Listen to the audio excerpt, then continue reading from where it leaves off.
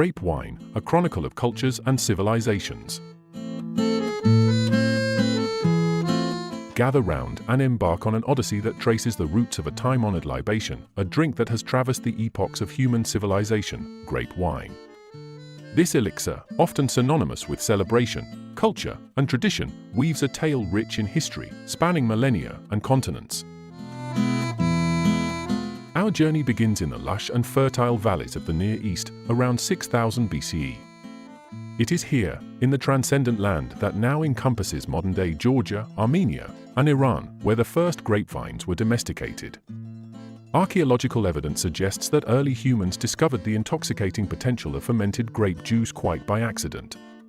The wild Vitis vinifera, a hardy and prolific vine, bore clusters of sweet berries that, when crushed and left to their own devices, fermented naturally. The result was a rudimentary form of wine, a serendipitous revelation that would forever alter the course of human history. As these early agrarian societies evolved, so too did their winemaking techniques.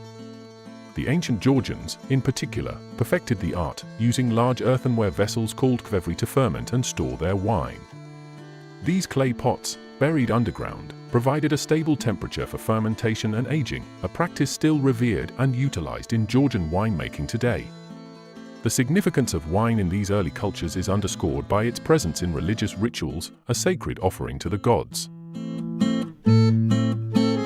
Moving westward, we find ourselves in the cradle of Western civilization, ancient Greece. By the first millennium BCE, the Greeks had embraced wine as a quintessential element of their daily life and culture. It was in the symposia, those convivial gatherings of philosophical discourse and revelry, where wine flowed freely, lubricating the minds and spirits of some of history's greatest thinkers. The Greeks perfected viticulture and enology, introducing trellising to support the vines and amphorae for storage and transport. They also began to differentiate between various terroirs, acknowledging that the character of wine could be influenced by the environment in which the grapes were grown. This nascent appreciation for regional diversity laid the groundwork for the sophisticated wine cultures that would emerge centuries later. As the Greek influence waned, the Romans emerged as the new torchbearers of vinous tradition. The Roman Empire, vast and sprawling, became a conduit for the spread of viticulture across Europe. From the sun-drenched hills of Hispania to the fertile valleys of Gaul and the verdant slopes of the Rhine, the Romans planted vineyards and introduced advanced techniques in viticulture and vinification. They understood the importance of climate, soil, and grape variety, and their meticulous record-keeping provided invaluable insights for future generations of winemakers. Wine became an integral part of Roman society, celebrated in bacchanalian festivals and immortalized in the poetry of Virgil and Horace.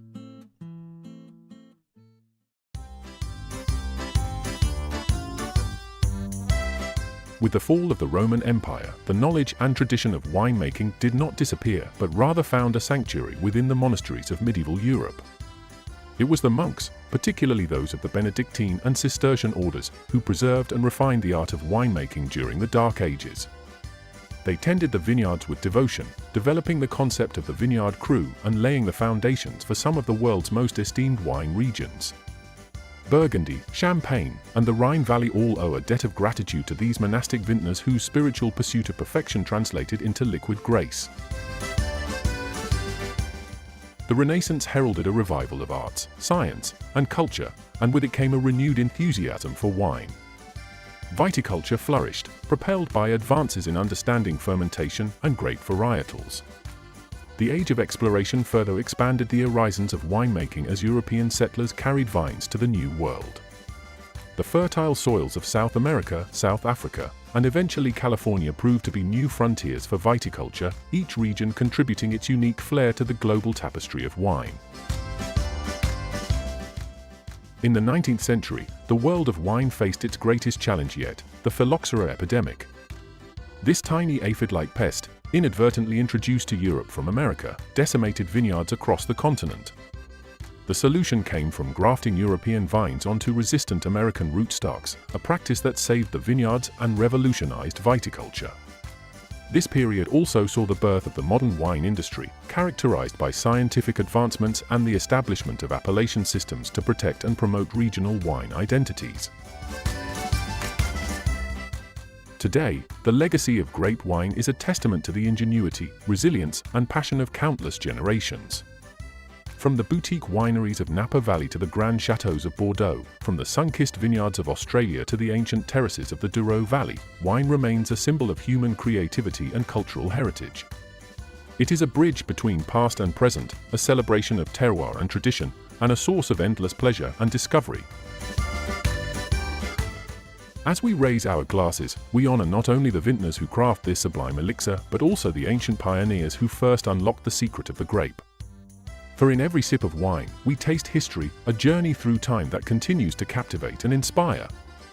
Cheers to the enduring spirit of grape wine, a gift from the past that enriches our present and promises a future filled with possibilities.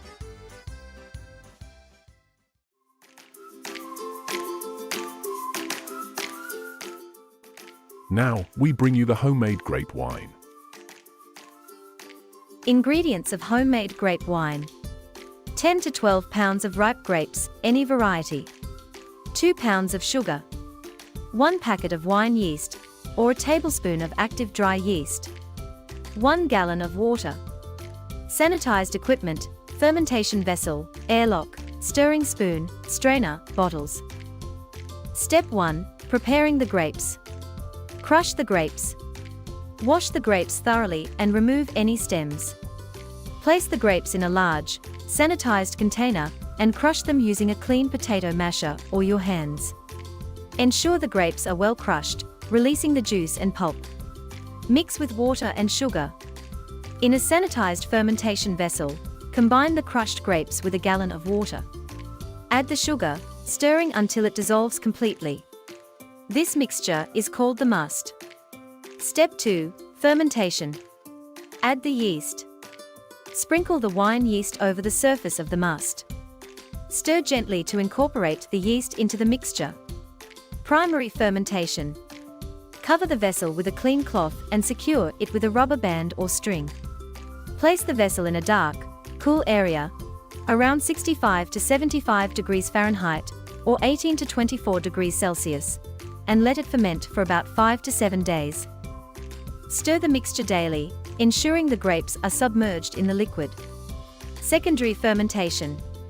After the primary fermentation, strain the liquid into a clean, sanitized fermentation vessel, removing the grape solids. Fit the vessel with an airlock to allow gases to escape while preventing air from entering. Let the wine ferment for another 3 to 4 weeks, or until fermentation slows and the wine begins to clear. Step 3. Bottling and aging. Siphon the wine. Once fermentation is complete, carefully siphon the wine into sanitized bottles, leaving the sediment behind. Seal the bottles with corks or screw caps. Aging. Store the bottles in a cool, dark place. Allow the wine to age for at least 3 months, but longer aging up to a year can improve the flavor. Enjoy. After aging, chill the wine if desired, pour it into a glass, and savor the fruits of your labor. Tips. Ensure all equipment is thoroughly sanitized to prevent contamination. Adjust the sugar content based on your sweetness preference. Be patient, as good wine takes time to develop its flavors.